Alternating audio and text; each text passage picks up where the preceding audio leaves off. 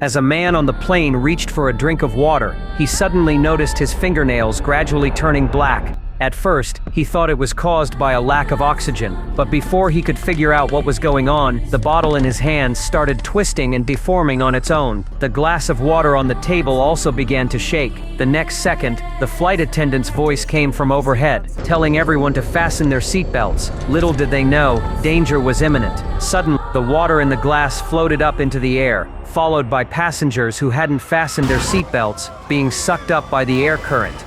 In an instant, the entire cabin experienced violent shaking. Everyone was shocked and terrified. Seeing that, the passengers quickly put on their oxygen masks to breathe.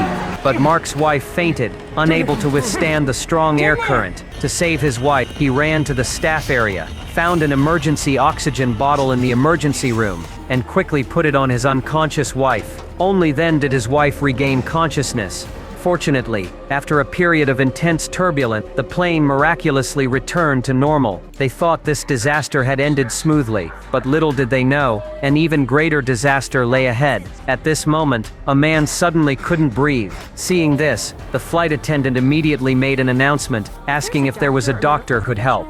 Mark heard the call and rushed over without hesitation, but the man was already trembling all over and sticking his hand into his mouth. Then he began vomiting blood.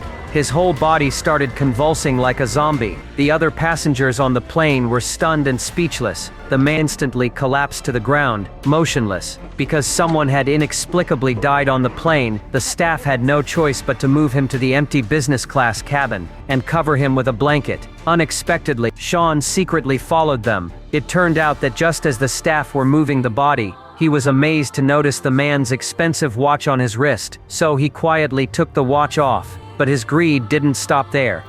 He maliciously took out his phone and started recording a video. In the video, he showed off in various ways, and even disrespected the deceased with careless words. The next second, the corpse actually turned its head. Then it stood up, scaring Sean so much that he immediately ran out. Meanwhile, when the flight attendant returned to the business class cabin on the second floor, she discovered that the corpse had mysteriously disappeared, and Sean, the one who stole the gold watch, had also vanished without a trace. The name of this movie is